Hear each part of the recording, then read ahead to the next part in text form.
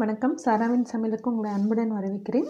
இன்றைக்கி நாம் வீட்டிலேருந்தே எளிமையான முறையில் இட்லி பொடி எப்படி செய்கிறேன்னு உங்களுக்கு ஒரு ரெசிபி காட்ட போகிறேன். அதுக்கு நம்மளுக்கு மெயினாக தேவையான பொருள் என்னென்னா, நான் 1 கப் கடலைப்பருப்பு, 1 கப் வெள்ளை உளுந்து, ஒரு 8 வரமிளகா.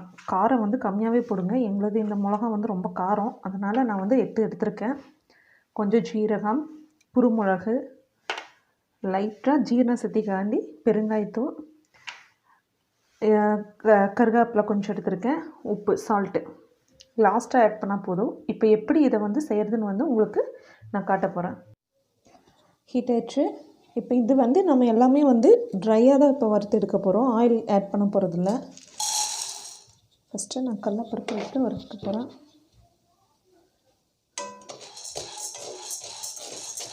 பொன்னிறமாக வறுத்து எடுத்துக்கோங்க, ரொம்ப கருகவும் விட்டுறாதீங்க.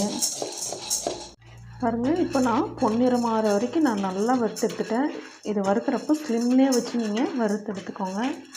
ரொம்ப கருகு விட்டுட்டிங்கனாலும் அப்புறம் பார்க்குறக்கு அப்புறம் பொடி நல்லா இருக்காது, கருப்பாக வந்துடும். பொன்னிறத்தில் வறுத்து எடுத்துருங்க. நான் வறுத்துட்டேன். எடுத்து ஒரு பிளேட்டில் நம்ம தனியாக கொட்டி எடுத்துக்கோங்க. அடுத்தது இது கூட நான் வெள்ளை உளுந்து 1 கப் எடுத்துருக்கேன். இதையும் நல்லா ஸ்லிம்மில் வச்சு பொன்னிறமாக வறுத்து எடுத்துக்கோங்க. நிறமாக வர ஆரம்பிச்சிருச்சு.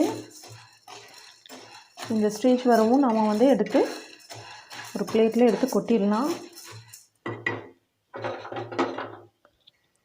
கடலைப்பருப்பு கூடயே இப்போ நாம் இதையும் சேர்த்து கொட்டிடலாம். இப்போது இது கூட கொஞ்சம் வரமிளகா நான் கிள்ளி எடுத்து வச்சுருக்கேன்.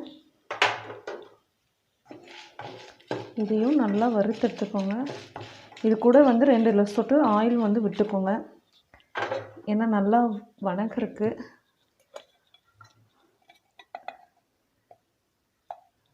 லைட்டாக நான் விட்டுருக்கேன் ஆயில். ஏன்னா நல்லா ஃப்ரை ஆகி வரணும்னா நல்லா கொஞ்சம் ஆயில் விட்டு வறுத்தா கொஞ்சம் வதங்கும். நல்லா கருப்பாக வறுத்துறாதீங்க. இதுவும் பொன்னிறமாக வர மாதிரி கருப்பாக வறுத்திங்கன்னா உங்களுக்கு பொடி கருப்பாயிரும். அப்புறம் அது டேஸ்ட்டே வராது உங்களுக்கு. இட்லி பொடி எல்லாமே ஒரு பொன்னிறமாக இருக்கணும் உங்களுக்கு, அப்போ தான் நல்லாயிருக்கும். பாருங்கள், வரமிளகா பாருங்கள் பொன்னிறமாக வர ஆரம்பிச்சிருச்சு.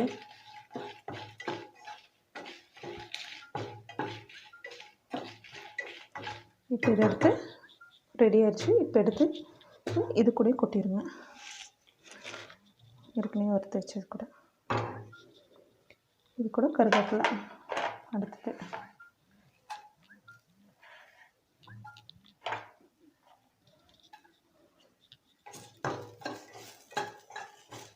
கருவேப்பிலையும் நல்லா வறுத்துட்டோம். இந்த ஸ்டேஜ் ஆனால் அதையும் எடுத்து நம்ம ஏற்கனவே வதக்கி வச்சது கூட ஆட் பண்ணிக்கோங்க. இது கூட ஜீரகம், மிளகு இதையும் நல்லா வறுத்து எடுத்துக்கோங்க. இதெல்லாம் வறுத்து எடுத்துட்டிங்கன்னா தான் நல்லா ஒரு மணமாக இருக்கும் உங்களுக்கு. பொடி அரைக்கிறப்போ அந்த மணம் உங்களுக்கே அது ஒரு நல்லாயிருக்கும். உங்களுக்கு சாப்பிட்றக்கே டேஸ்டியாக இருக்கும்.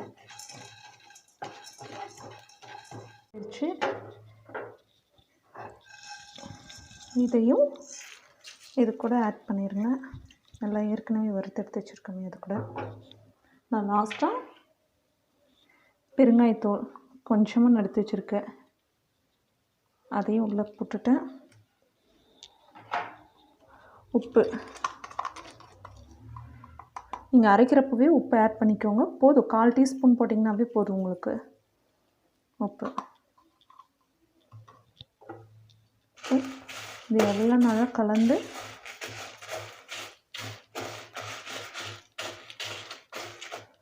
பரவலாக பரப்பி விட்டுருங்க. இப்போது சுவையான இட்லி பொடிக்கு நாம் எல்லாம் வறுத்து எடுத்து வச்சுருக்கோம். இது கொஞ்சம் நேரம் சூடு ஆறட்டும். ஆறினதுக்கப்புறம் மிக்சியில் போட்டு அரைச்சி எடுத்துடலாம். இப்போ நல்லா ஆறிடுச்சு.